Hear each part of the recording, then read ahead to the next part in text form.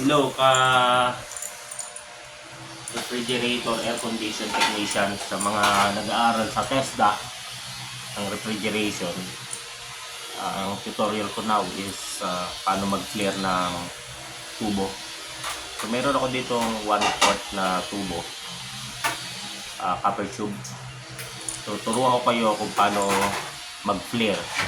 So, sa mga technician, syempre madali lang sa amin gawin yun. Pero doon sa mga baguhan, mukhang madali pero may technique para hindi siya sumikip, or pag nag-clear tayo hindi matikip doon sa mga nut.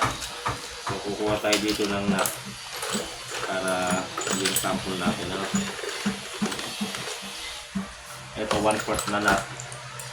Ito kasi pag hindi maganda yung pagka-flare mo, mangyayari niyan pag na-flare mo na yung dulo, pag ginanyas mo siya, masikip. So, pag inikot mong ganyan, halos hindi mo siya mahatak pa gano'n. Tuturuan ko kayo na maganda ang mamaraan ng pag-flare.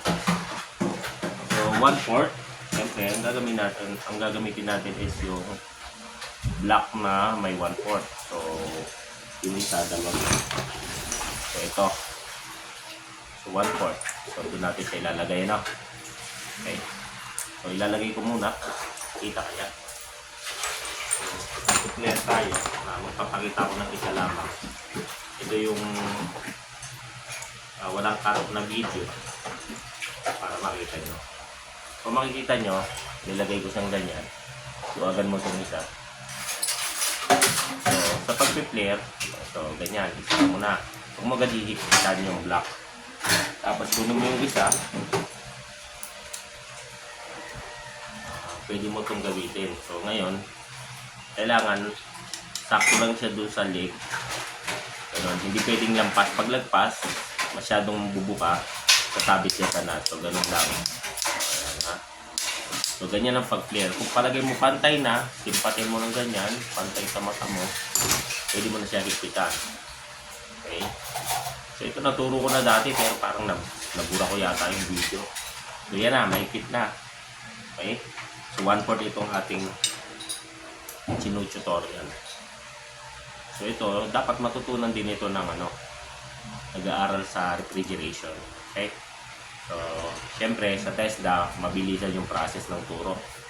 So ito, subaybayan nyo lang yung profile ko, like, share. Panoorin nyo, scroll lang kayo, marami kayong matututunan tungkol sa refrigeration, air condition, at saka sa mga repair ng appliances. So yan. So ganun muna siya. So dahan-dahan lang. Okay, ganyan itsura. So dahan-dahan lang. Hanggang sa parang bumalik yung dulo nito. Kung makikita mo, yan. So yan. So ganyan na, di ba? Okay, bumalik na yung ating pambuka. So yan na, ganyan na.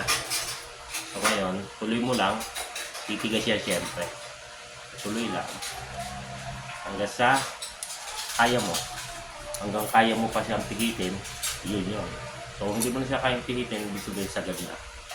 Pagasan mo na siya. Matigas, kaya mapapangiwi ka. So ito, tanggal na. And then, buksan na natin. Matigas yan talaga pagka ganyan. Pero kung gusto mong madaling parang, bili ka ng mga bago ngayon, yung mga high-tech ngayon na ginagano na lang siya, automatic na bumabuba. Pero syempre, hindi yun yung tinuturo ko. Ang tinuturo is yung proper way. So ang proper way na tinuturo ko is dapat hindi siya labas na labas dito. Okay? So kailangan kapantay lang siya. Para pagbuka niya, yung nut na gagamitin mo hindi siya masikip. Masambay mo. Okay, ilagay ko na dito. Para i-detect mo kung ano mo masasabi na goods yung ginawa mong clear. Okay. Ako tayo sa. Buka tayo ulit. Kasi nawala yung aking sabi ko tayo. Ano siya?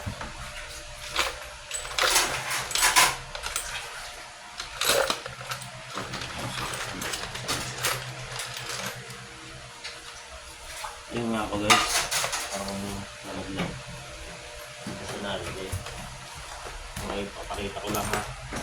Ayun, ito, takluban. So, malalaman mo maganda. Ito yon 1/4. Yan yung ibig ko sabihin. Kailangan nag-play siya ng ganyan. Para pag isinara mo siya doon sa strainer o kaya sa sa access valve, ginamit mo siya, talagang hindi siya mahirap ihitin. Kasi dapat habang inilalak mo siya sa strainer, madali dapat siyang pihitin. Para kahit kamay lang muna sa una, pak ganyan. So, mailalak mo ng ayos. So, pagka masikim na, doon mo na siya gagamitan ng mga adjustable o kaya ng wrench. So, ganyan lang kasimple ang mag-flare. Okay guys, salamat.